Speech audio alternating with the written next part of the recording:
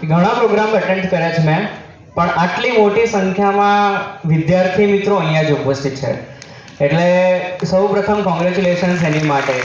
Even પગથિયા ઉપર પણ હું વિદ્યાર્થી મિત્રોને બેઠેલા જોઉં છું, એ ખરેખર બહુ મોટિવેશન વાળી વાત છે મતલબ.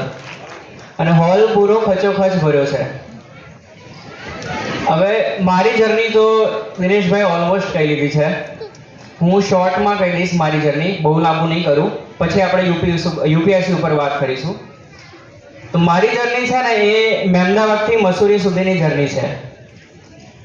એક ઓટો ચાલકના સનથી લઈને IRS ઇન્કમ ટેક્સની ગાડીમાં બેસવા સુધીની આ સફર છે. સ્ટેજની આ બાજુથી લઈને આજે આટલા બધા મહાનુભાવો કે જેમનો એક્સપિરિયન્સ મારી ઉંમર કરતાં પણ ઘણો વધારે છે, એમની સાથે સ્ટેજ શેર કરવું એ જર્ની છે મારી.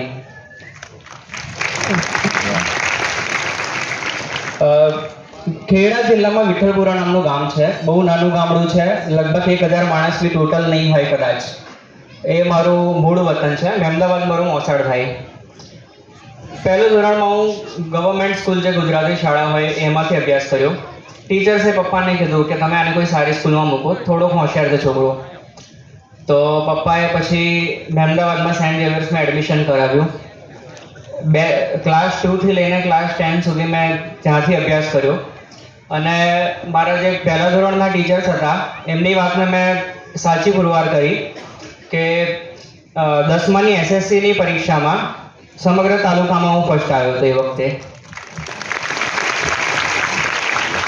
ત્યારબાદ પપ્પાનું થોડું કામકાજ, મતલબ એ વખતે ફાઇનાન્શિયલ કન્ડિશન થોડી ખરાબ હતી, એટલી બધી ખરાબ નહીં, પણ એટલે અમદાવાદ જેવા કોઈ મોટા શહેરમાં સાયન્સ માટે ના જઈ શકાયું. તો 11-12માં મેં ગવર્મેન્ટ સ્કૂલ છે ખેડાની છે, HND પારેખ હાઈસ્કૂલ, એમાંથી સાયન્સનો અભ્યાસ કર્યો. અને એ સ્કૂલમાં બી એ ગ્રુપમાં જે હોય એમાં હું ફર્સ્ટ આવ્યો હતો. ત્યારબાદ BVM એન્જિનિયરિંગ કોલેજમાંથી મેં મારું ગ્રેજ્યુએશન કર્યું ઇલેક્ટ્રિકલ એન્જિનિયરિંગ સાથે. પછી મને ઇલેક્ટ્રિકલ એન્જિનિયરિંગમાં સાચું કહું ને તો બહુ ઇન્ટરેસ્ટ ના પડ્યો, એટલે મેં બીજા ઓપ્શન શોધવા માંડ્યા. તો કોમ્પિટિટિવ એક્ઝામ્સનું મને એક ઓપ્શન દેખાયું, તો મેં બેંક, રેલવે, પોસ્ટ આ બધી એક્ઝામની તૈયારી શરૂ કરી. અને વર્ષ 2017માં મેં 3 એક્ઝામ ક્લિયર કરી હતી. IBPS bank PO, railway recruitment બોર્ડની એક્ઝામિનેશન અને એક ઇન્ડિયન પોસ્ટની એક્ઝામિનેશન. વચ્ચે એવું થઈ ગયું કે બેંકની એક્ઝામનું રિઝલ્ટ બાકી હતું આવવાનું, અને એ દરમિયાન મેં સ્પીપાની એક્ઝામ આપી હતી. તો સ્પીપામાં મારું એક્સિડન્ટલી આમ કહેવા જેવું તો કોઈ તૈયારી નથી, પણ સિલેક્શન થઈ ગયું. તો એ જે રિઝલ્ટ આવવાનું હતું એ દરમિયાન હું સ્પીપામાં જોડાયો કે ટાઈમ વેસ્ટ કરવા સિવાય બેટર છે કે કંઈક બીજું કરી શકાય એમ. સ્પીપામાં ગયો અને એ દરમિયાન એવું થયું કે 2016માં ટીના ડાવી મેડમ ઓલ ઇન્ડિયા રેન્ક 1 આવ્યા હતા. First Dalit to secure rank 1 in UPSC civil service examination. તો ઇન્ટરનેટ ઉપર એ બહુ પોપ્યુલર થઈ ગયા, અને એ વસ્તુએ મને બી એક મારા મનમાં જે IAS માટેનું કે UPSCનું જે બીજ રોપાયું ને એ ટીના ડાબી મેમના રિઝલ્ટથી. એટલે એમનું રિઝલ્ટ જોયું પછી મને એમ કે ચલો ને બેંકની કે કોઈ જોબ એક્સેપ્ટ કરીશું ને પછી સાથે સાથે તૈયારી કરીશું. પણ સ્પીપામાં ગયો ને તો મને ક્લેરિટી આવી ગઈ કે જોબ અને UPSC બંને હું સાથે નહીં કરી શકું. તો 3 જોબ મારી પાસે હતી, બેંક, રેલવે અને પોસ્ટ. એ 3 મેં ઓર્ડર હતા પણ મેં ના જોઈન કરી. અને પછી 2017માં મેં UPSCની તૈયારી ચાલુ કરી. હવે 3 જોબ હતી એ જોઈન ના કરી અને UPSCની તૈયારી ચાલુ કરી, પણ શરૂઆતમાં નિષ્ફળતા બહુ મળી. પેલું કહે છે ને કે સાહિલ કે સુકૂન से इनकार किसे है लेकिन तूफानों से लड़ने का मजा ही कुछ और है. આ વસ્તુએ મને ખૂબ મોટિવેટ કર્યો અને UPSCની તૈયારી મેં સ્ટાર્ટ રાખી. શરૂઆતના 3 વર્ષમાં કોઈ સફળતામાં ના મળી, મતલબ પ્રિલિમ્સમાં જ સિલેક્શન ના થયું. તો એ વખતે મારા માટે ખરેખર બહુ મુશ્કેલ થઈ ગઈ હતી કે ઓલરેડી 3 જોબ છોડી ચૂક્યો હતો અને પછી તમે UPSCની તૈયારી શરૂ કરવા, સેલ્ફ ડાઉટ્સ બી બહુ આવ્યા. પણ એ વખતે ફેમિલી હોય, તમારા ફ્રેન્ડ્સ હોય, એ ખરેખર બહુ પોઝિટિવ રોલમાં આવે છે. અને ઘણીવાર તમે YouTube કે એવું કંઈ જોતા હોય તો એ વખતે બી પોઝિટિવ વસ્તુઓ ઘણી હોય છે કે જે તમે જોઈ શકો ને જે તમને મોટિવેટ કરી શકે. તો એક કવિતા હતી એ હું અહીંયા કહીશ જેણે મને ખૂબ મોટિવેટ કર્યો कि जब नाव जल में छोड़ दी तूफान में ही मोड़ दी, दे दी चुनौती सिंधु को फिर धार क्या मझधार क्या, क्या मृत्यु को वरदान ही मरना लिया जब ठान ही, जब आ गए रणभूमि में फिर जीत क्या फिर हार क्या, जब छोड़ दी सुख की कामना आरंभ कर दी साधना, संघर्ष पथ पर बढ़ चले फिर फूल क्या अंगार क्या, संसार का पी पी गरल मन को कर लिया जब सरल, भगवान शंकर हो गए फिर राग क्या श्रृंगार क्या. આ એક જે કવિતા હતી કે હોડી તમે તમારી નાવ છે એને તમે દરિયામાં મૂકી દીધી છે, પછી જે બી રિઝલ્ટ આવે ડઝન્ટ મેટર, તમારે પૂરેપૂરો એફર્ટ મારવાનો છે. અને મીનવાઇલ કોવિડ 2020 સુધી તો આ થઈ ગયું હતું. 2021માં મારી પ્રિલિમ્સ ક્લિયર થઈ 20 અને 21માં, અને એ દરમિયાન જ કોવિડ બી આવ્યો. તો એક ટાઈમ એવો હતો કે ઘરમાં 4 મેમ્બર છે મારા, 4 કોવિડ પોઝિટિવ, અને એ વખતે ફાઇનાન્શિયલી બી કન્ડિશન બહુ અનિશ્ચિતતાઓ બહુ પ્રવર્તી હતી. તો મેં નક્કી કર્યું કે એક ફાઇનાન્શિયલ સ્ટેબિલિટી માટે એક કોઈ જોબ લઈ લેવાય. તો જીપીએસસીની એક્ઝામ મેં આપી અને એમાં ગુજરાતમાં 66 રેન્ક સાથે મને સ્ટેટ ટેક્સ ઓફિસર ક્લાસ 2 તરીકેની પોસ્ટ મળી. ત્યારબાદ જોબ જોઈન કરી લીધી મેં. મને ખબર પડી કે મારી યુપીએસસીની તૈયારીમાં અમુક જગ્યાએ પ્રોબ્લેમ્સ છે. તો એક વર્ષ મેં ડ્રોપ લઈ લીધો કે 2022માં પરીક્ષા ના આપી. પછી 2023માં મેં તૈયારી કરી અને આ વખતે પ્રોપરલી હું સિલેક્ટ થઈ ગયો છું. અહીંયા એક ભૂલ છે એ દોરવા માંગીશ કે આઈએએસ નથી, હું આઈઆરએસ ઇન્કમ ટેક્સમાં મને જોબ મળી છે. હવે આપણે યુપીએસસીની જર્ની ઉપર આવીએ કે યુપીએસસી કોને કરવું છે. પહેલાં તો આમાંથી કોઈ વિદ્યાર્થી મિત્રો હાથ ઊંચા કરશે. આઈએએસ કોને બનવું છે, આઈપીએસ કોને બનવું છે? Very good. કેમ બનવું છે કોઈ કહી શકશે? એનીબડી?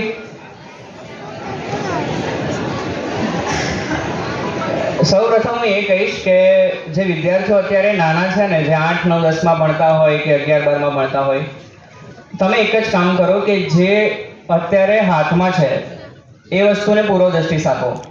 યુપીએસસીનું સપનું રાખો, એ મનમાં જ રાખો, પણ અત્યારે જે અભ્યાસ કરો છે ખરેખર એ અભ્યાસમાં તમારી પૂરી જાતને આમ નીચોવી દો કે જે બી છે.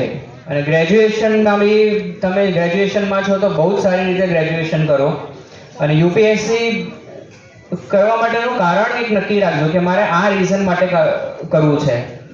એવું નહીં કે તમે યુટ્યુબ પર પેલી જોઈએ ને કે એસ્કોર્ટ થતી ગાડીઓ હોય ને એની રીલ ચાલતી હોય, એનાથી મોટિવેશન નહીં આવે ને એનાથી તો બી ઓનેસ્ટ એક્ઝામ ક્લિયર બી નહીં થાય.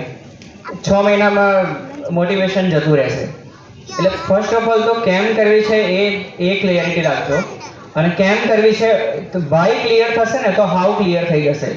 કેમ કરવી છે એ ક્લિયર છે ને તો કેવી રીતે કરવી છે એના તો બધા 1000 રસ્તા મળી જશે. એટલે સૌ પ્રથમ આ એક વસ્તુ ધ્યાનમાં રાખજો.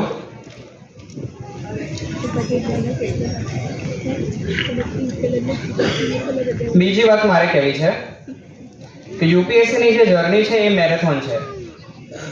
એના માટે બી શું છે કે એવું નહીં થાય કે તમે નક્કી કર્યું આજે કે આઈએએસ બની જવું છે અને 6 મહિનામાં તમે તૈયારી કરશો અને પરીક્ષા આપશો અને સિલેક્શન થઈ જશે. ના, બહુ રેરેસ્ટ ઓફ ધ રેર કેસીસમાં ફર્સ્ટ અટેમ્પમાં થઈ જતું હોય છે. ઇવન ફર્સ્ટ અટેમ્પમાં બી થાય ને તો બી તમારે આઈ થિંક 2 વર્ષ જેટલો મિનિમમ ટાઈમ લાગે છે. 1 વર્ષ તૈયારીનો ને 1 વર્ષ એક્ઝામનો. એટલે આ વસ્તુ ખાસ ધ્યાનમાં રાખજો. અને બીજી એક વસ્તુ છે કે યુપીએસસી ક્રેક કરવા માટે અમુક ક્વોલિટીઝ જરૂરી છે કે લાંબા સમય સુધી બેસવાની કેપેસિટી અને અભ્યાસ કરવાની કેપેસિટી. આ વસ્તુ તો જોઈશે. જેમ તમે 1 કલાક જો બેસી ના શકતા હોય તો પછી ડોન્ટ થિંક કે યુ વિલ ક્લિયર યુપીએસસી. આ એક ફેક્ટ છે ને, આ એક ઓનેસ્ટલી હું વાત કહું છું. એટલે વિદ્યાર્થી મિત્રોને કહું છું કે જેને વાંચવાની ટેવ કે કેપેસિટી ના હોય ને અત્યારથી જ લાંબા ટાઈમ સુધી વાંચવાનું સિટિંગ માટેની પ્રેક્ટિસ શરૂ કરી દે. અને પોતાની સ્ટ્રેન્થ અને વીકનેસને બહુ સારી રીતે ઓળખો પહેલાં તો, કે મારી સ્ટ્રેન્થ શામાં છે, વીકનેસ શામાં છે. 3 ઇડિયટ્સ મૂવી તો આપણે બધાએ જોયું હશે. એમાં રેન્ચો કહે છે કે ભાઈ હું એન્જિનિયર છું because it is my passion. અને પેલો ફોટોગ્રાફર હોય છે એનો ફ્રેન્ડ, ફોટોગ્રાફર એન્જિનિયર તો બની જાય, ડઝન્ટ મેટર, બટ રેન્ચોના લેવલનો એન્જિનિયર ના બની શકે. એટલે પહેલાં તો પોતાનો ઇન્ટરેસ્ટ જુઓ. પાર્થભાઈએ બી હમણાં વાત કરી કે યુપીએસસી છે ને એ કોઈ મમ્મીનું સપનું, પપ્પાનું સપનું કે દાદાનું સપનું પૂરું કરવા માટે તમે આવશો તો એ નહીં થાય. મારા પોતાના દાદાનું સપનું હતું કે ઘરમાંથી કોઈ એક છોકરો કલેક્ટર બને, પણ મારે દૂર સુધી કોઈ ગણતરી નથી 2016 સુધી કે યુપીએસસી કરવું છે. અને પછી જ્યારે હું કન્વિન્સ થયો કે મારે આ કરવું જ છે ત્યાર પછી જ મેં આ સ્ટેપ લીધું. અને સ્ટેપ લીધું તો પછી 5 વર્ષની મહેનત થઈ ગઈ, પણ હું એમાંથી ડગ્યો નહીં એમ. એટલે જ્યારે અંદરથી મોટિવેશન આવશે ને કે કન્વિક્શન આવશે તો તમારો રસ્તો બહુ જ ક્લિયર થઈ જશે. બીજી વસ્તુ છે કે યુપીએસસી હોય કે કોઈ બી એક્ઝામ હોય, ટાઈમ ટેબલની બધા વાત કરતા હોય છે કે ટાઈમ ટેબલ શું હોવું જોઈએ વિદ્યાર્થીઓનું, વિદ્યાર્થીઓએ કેટલો ટાઈમ વાંચવું જોઈએ. તો મેં એક વસ્તુ રિયલાઇઝ કરી છે, હું દિલ્હીમાં બી ગયેલો છું, તો દિલ્હીમાં હું લાઇબ્રેરીમાં વાંચતો ને મારી લાઇબ્રેરીમાંથી મેં 2-3 જણ સિલેક્ટ થયા છે. મોટાભાગના જે સિલેક્ટેડ કેન્ડિડેટ હોય છે ને એમનું મેં એક વસ્તુ જોયું છે કે એ લોકો ટાઈમ ટેબલ બનાવતા જ નથી. ખાલી પૂછો ને તો હું બી તમને મારું ટાઈમ ટેબલ કહી દઈશ કે હું 7 વાગે ઉઠતો હતો, 8 વાગે વાંચવા બેસી જતો હતો, 12 વાગે લંચ કરી દેતો હતો, વોટેવર.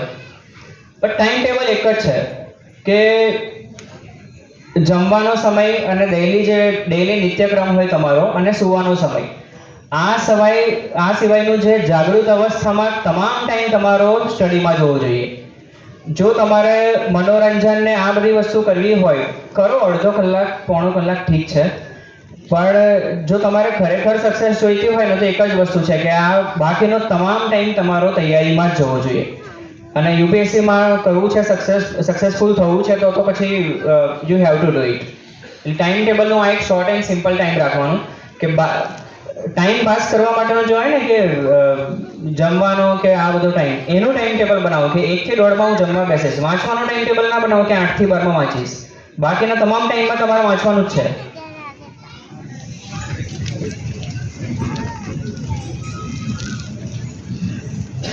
બીજી એક વસ્તુ છે કે હાર્ડવર્ક એટલે શું. મેં બી આના પહેલાં બી ઘણા અટેમ્પ્ટ આપ્યા છે અને આ વખતે બી અટેમ્પ્ટ આપ્યો છે. તો રાત્રે તમે જ્યારે સુવા જાઓ ને ત્યારે આપણને ખબર છે કે આપણે રાત્રે સુવા જઈએ એટલે થોડી વાર મોબાઈલ જોઈશું, થોડી વાર સોંગ સાંભળીશું કે બીજું કંઈક કરીશું, બરાબર. પણ જ્યારે તમે સખત મહેનત કરતા હશો ને ત્યારે તમે જેવા સુવા જશો ને તમને તરત ઊંઘ જ આવશે કે તમને એમ નહીં થાય કે લઈ થોડી વાર ગીતો સાંભળી લઉં કે યુટ્યુબ જોઈ લઉં. જ્યારે એ સાઇન મળવા લાગે ને કે તમે બેડ પર જાઓ છો ને તમને મોબાઈલ અડવાનું મન નહીં થતું, સમજી લેજો સક્સેસ બહુ નજીક છે. આ વસ્તુ ખરેખર બહુ જ I have personally felt it and I can અશ્યોર you. જ્યારે બી એમ લાગે ને કે રાત્રે 12 વાગી ગયા છે, 1 વાગી ગયા છે, તમે બેડ ઉપર છો અને મોબાઈલ બી છે, મોબાઈલમાં ઇવન તમને મન બી થાય છે કે યુટ્યુબ જોવું છે કે ગીતો સાંભળવા છે, પણ તમને ઊંઘ જ એટલી આવે છે ને કે તમે નહીં સાંભળો, ત્યારે એ વખતે તમે એમ ફીલ કરજો કે બસ હવે આપણી મંજિલ નજીકમાં છે.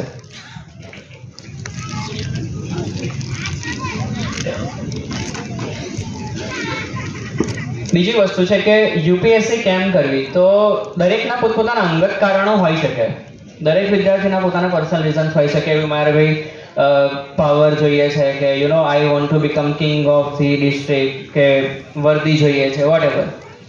પણ અહીંયા જેટલા બી વિદ્યાર્થીઓ બેઠા છે ને મારા ખ્યાલથી મોટા ભાગના લોકો મિડલ ક્લાસ કે લોઅર મિડલ ક્લાસથી બિલોંગ કરતા હશે, સેમ એઝ મી, રાઈટ. તો લોઅર મિડલ ક્લાસ ને મિડલ ક્લાસ સ્ટુડન્ટ માટે મોબિલિટી કહેવાય ને, જે સોશિયલ મોબિલિટી, કે તમે એક સોસાયટીના એક સૌથી નીચેના સ્તરથી લઈને ઇલિટિઝમમાં પહોંચી જાઓ, આની માટેનો યુપીએસસી સિવાયનો ઇઝીમાં ઇઝી રસ્તો કોઈ જ નથી. એક એક્ઝામ છે એ તમારે ક્લિયર કરવાની છે અને તમે આઈએએસ, આઈપીએસ કે આઈઆરએસ કે કોઈ બી બનો છો, તમે સીધા એક લોઅર મિડલ ક્લાસથી તમે ઇન્ડિયાના ટોપ 1-2% આવી જાઓ છો. તો આનાથી મોટું રીઝન, આમાંના બેઠેલા વિદ્યાર્થીઓ માટે આનાથી મોટું કોઈ રીઝન જ ના હોઈ શકે કે યુપીએસસી કેમ કરવું છે, બરાબર.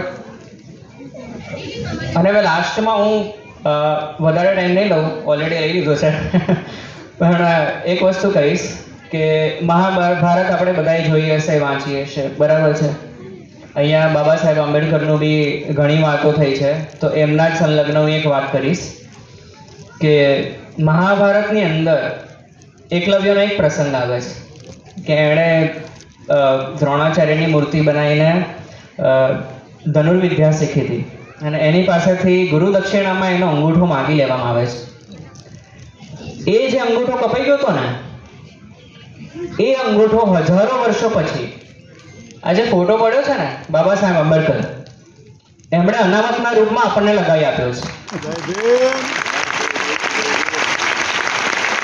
હવે એ અંગૂઠાનો ઉપયોગ તમારે ફોન ચલાવવામાં કરવો છે કે પછી પેન ઉપાડવામાં કરવો છે, આ ખાસ વિચારી લેજો. એટલે બસ જાજુ ના બોલતા હું મારી વાણીને અહીંયા વિરામ આપું છું અને દિનેશભાઈ અને તમામ સભ્યો કે જેમણે મને ઇન્વાઇટ કર્યો. સૌરાષ્ટ્ર અનુસૂચિત જાતિ સમાજ સાથે મારું ફર્સ્ટ ઇન્ટરેક્શન છે. રાજકોટમાં કદાચ હું પહેલી વખત જ આવ્યો છું, પણ it is really nice experience and thanks for inviting me over here. Thank you so much. જય ભીમ.